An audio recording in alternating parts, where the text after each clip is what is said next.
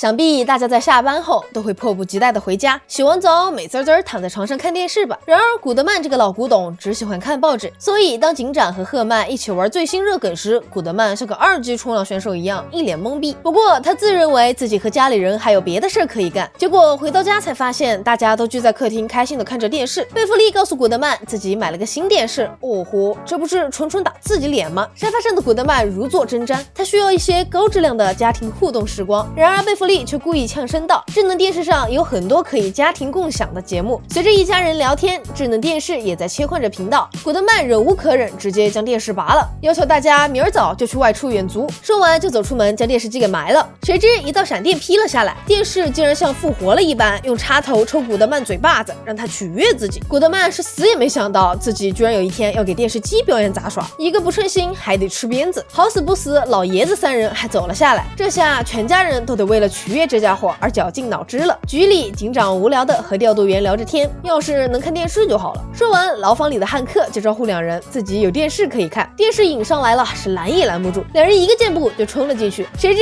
汉克转头就把他俩给关在了里面，拿着钥匙逃之夭夭。赫曼想用枪把锁给打开，但警长觉得风险太大了，要是子弹被反弹回来把我们爆头就完了。说到反弹，警长有了主意，如果射出的子弹可以正好反弹到正确角度，那么就能击中紧急释放按钮。警长屏息凝神开了枪，结果子弹四处乱窜，最后打开了杂物间的门，还掉了一颗1分钟倒计时的炸弹。要说刚才还有点生的小火苗，这下就是彻底熄灭了，甚至还被踩了2脚。另一头，汤米为了配合老妈的杂技表演，甚至牺牲了自己的门牙。古德曼告诉一旁的老爷子自己要去楼上拿枪，然而当他看到空荡荡的抽屉时，身后的电视机已经举着枪站在门口了。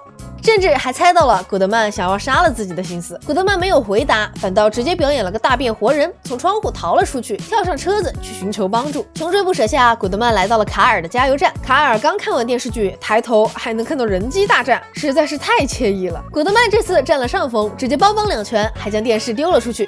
电视撞上了电线杆，直接升级了，连带着卡尔的电视也拥有了自我意志。而警长这边也将枪扔过拐角，准备去击中紧急释放按钮。不过很显然，距离差的不是一点点，甚至还打中了自己的腿。不过值得庆幸的是，警长想起了自己兜里的备用钥匙。2人一出门就吓了一跳，咱们这是穿越到几年了？怎么电视还成精了？在人们每天都会闲暇看电视的世界里，这个小镇却被电视机所统治着，还要人们表演节目来取悦自己，不然就会被打。刚逃出升天的赫曼和警长为了躲避电视机，藏到了垃圾箱里。与此同时，还遇到了老熟人古德曼。了解了事情的原委后，警长决定用暂停的炸药去把电视机们全都炸碎。古德曼伪装成智能电视的模样，将他们引出老镇。电视立刻将古德曼视作了同类，甚至还和他一起来到了山巅。过了这么久，电视机第一次发现了大自然的美好，蝴蝶、溪流和温驯的白马，甚至是感受一场春雨。春雨泡烂了古德曼的纸壳，但智能电视们都没有生气，反倒因为古德曼的原因，大家爱上了在大自然享受时光的感觉。正巧日落就要到了，大家聚到了一起，但古德曼忽然意识到了那里埋了炸弹，现在电视已经是自己的朋友了。古德曼跑过去想要阻止，却被炸弹波及飞了出去。眼看着警长和赫曼要将电视们赶尽杀绝，古德曼召唤出了刚才的白马，带着幸存的电视逃走了。他告诉电视往那边可以逃走。临走前，电视告诉他自己一直想去好莱坞当演员。相拥过后，古德曼看着电视离去的背影，掩面痛哭起来。后来，古德曼在电视机前等待着看电视的表演，但电视却告诉他自己的角色被推迟了。但事实上，逃走的电视成为了一名瘾君子。美好的周日，警长一边哼着名为《周日歌》的童谣，一边将房间打扫得干干净净。来到警局后，大家又聊到了周日歌的话题。赫曼问警长周日歌是哪位，警长表情严肃地告诉2人，我告诉你俩，不准给别人说啊。每周日如果你打扫了房间，拍照证明带去森林，周日歌就会给你一个圣代。说着，警长就拿着照片愉快地前往了森林。古德曼觉得这就是警长的妈妈想骗他打扫房间，但赫曼听完觉得很诡异，决定去帮警长一把，悄悄跟着警长来到了森林。赫曼真的看到了打扮得像个圣代的周日歌。就在警长即将被猥亵时，赫曼冲了出去，吓得周日歌将裤兜里掏出来的圣代都摔了。赫曼大叫着跑开了，而周日歌因为暴露也不再奖励警长圣代。赫曼逃到了警长家里，讲述了刚才的经历。警长妈妈告诉他自己已经很多年都没有扮成周日歌了。如果是这样的话，那事情逐渐变得诡异了起来。警长为了吃到圣圣代一路跟到了周日哥的家里，房间里面的环境简直跟猪圈一样。都走到这一步了，周日哥也就不再隐藏身份，直接告诉警长自己是他的老爸。警长还以为自己老爸早就死了。老爸拿起行李箱准备离开，临别前聊到了警长的妈妈。警长有些吃惊，你居然认识我妈？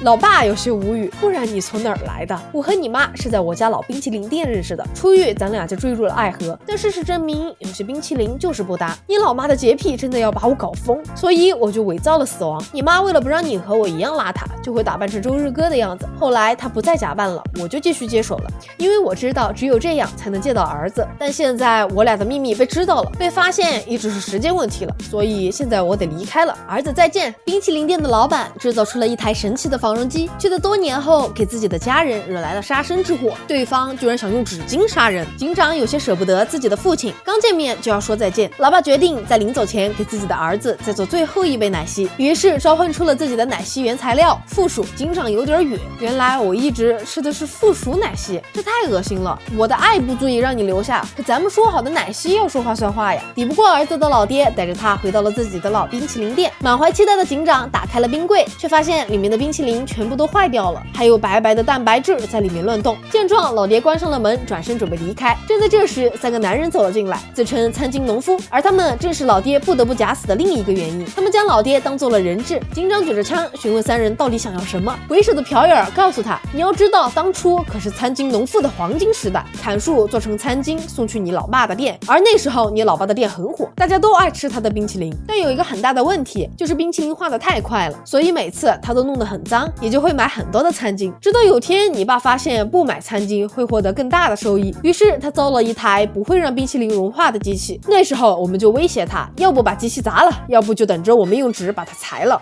所以老爹就伪造了死亡，留下了机器，每周给警长做冰淇淋吃。说时迟那时快，他们立刻夺走了手枪，让警长带他们去找防绒机。来到木屋后，老爹看到了站在房子一角的老婆，原来刚才他和赫曼一起找到了木屋，赫曼被周日哥的外套吓跑了。老妈看到风扇上的内裤就知道这里住了谁。老爹从垃圾堆里刨出了防绒机，但餐巾农夫却反悔了，还是决定将一家三口嘎掉。然而论武力值，三人完全打不赢这家人，不一会儿就占了下风。但朴尔的手里有警长的枪，这时朴尔的傻儿子忽然带着周日哥套装走了过来，挡住了他。同时身后的赫曼也赶了过来，不料赫曼被垃圾给绊倒了，火星飞溅，大火瞬间点燃了朴尔和他的傻儿子，一家人这才逃了出来。警长甚至教育母亲，邋遢有时候不一定是坏事，可能会让你免于被一枪爆头。警长一家的冰淇淋店再次开始了营业，他也如愿吃上了自己想要的圣代。坎迪对于老爸只在周日找弟弟有些吃醋，不过老爹表示自己每周都去脱衣舞俱乐部。肯迪立马表示，这么说你就是周一男了。老爹立马警觉，周一男是哪位？赫曼和古德曼负责调查这件事儿，而他依旧认为周一男是警长的妈妈假扮的。不过这次他错了，这个男人真的是个棉花糖人。